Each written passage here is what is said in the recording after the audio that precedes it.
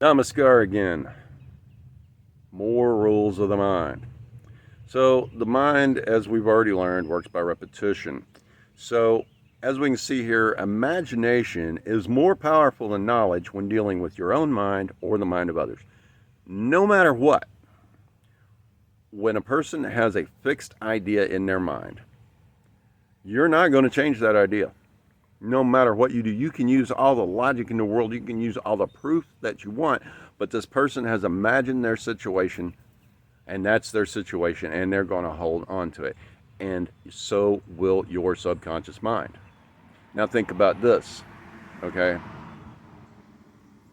I used to have these very horrible nightmares, and I believed they stemmed from these strange things happening in my life and that I was possessed and all kinds of things. Hey, I was possessed with addiction, alcoholism, marijuanism, tobacconism, whatever ism you want, religionism even.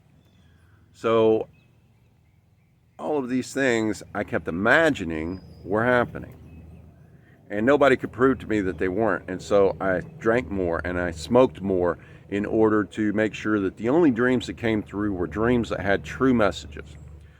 But the problem with that is that the only dreams that made it through had true messages telling me, stop doing what you're doing. So, when that imagination got the better of me, I started imagining better things. I started imagining myself seeking only truth. I started imagining myself living a better life. I started imagining myself helping others truly from a place of love. I started imagining myself adding value to the world instead of taking from it. I started imagining myself giving things away so that I could have more room to give things away.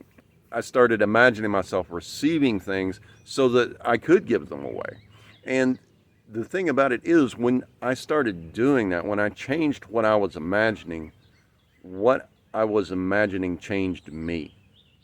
Instead of looking outward and not finding fulfillment, I started finding fulfillment within me because I started imagining me being fulfilled from within, whole and complete within myself. Everything I need is within me. I started listening to those old masters, and I started filling my imagination with that, and it worked. Now then, in a battle between emotion and logic, emotion always wins. They say, well, a kind answer turneth away wrath. Let me tell you a little secret from my experience. You have to meet somebody where they are and de-escalate. Meet somebody where they are and de-escalate. This is the same as meeting a child where they are in order to teach them, or meeting someone where they are in order to train them. It is a matter of meeting someone where they are. Yes, by the time I get done de-escalating, I am meeting them with a soft answer, but I don't know how many times I have met wrathful people with a soft answer and had to physically defend myself because they took it as insult, because their emotion was overriding their logic. So I had to meet them where they were and de-escalate.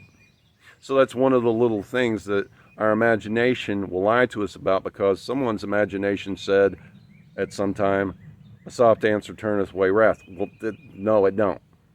Not in my experience. Maybe it is in your experience, but I'll tell you what, when someone's all up in their feels and they're feeling mean and bad, you ain't going to talk to them nice and get them to come down. They're just going to take it as an insult, and they're going to keep going.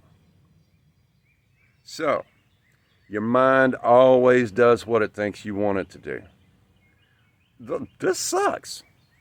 How many times have I got to tell you, this is what I want you to do, before you realize this is what I want you to do? It's the same thing with the child. How many times do I have to tell you to clean up the mess you've made before you clean up the mess? How many times do I have to tell my mind that I want to be a certain way before I am that way? Well, let's go back to the earlier one, where the mind always does what it thinks we want it to do, plus it's doing its best to protect us. It's doing its best to protect us from the saber-toothed tiger or the neighboring tribe or whatever. So it's going to do what it imagines we want it to do, and what it imagines we want it to do is to protect us from the bad stuff. Now then, the best thing to do is start teaching ourselves through repetition that we're safe and secure. Safe and secure in all ways, whole and complete in all ways. We are enough. Build those in to the point where the subconscious mind has no chance. For years, I had positive messages that I wanted built into my mind on all four walls of every room in my apartment. Why? Because even though my conscious mind wasn't picking it up at its 40 to 100 bits per second, the subconscious mind at its 4 to 10 million bits per second was picking it up, even though I wasn't specifically looking at it. And the unconscious mind with its trillions of bits per second was picking it up. So that the subconscious mind finally got, oh, this is what you're wanting, and you're emotionally putting these here, and these are emotional statements. I am happy now. I love myself. I'm grateful now.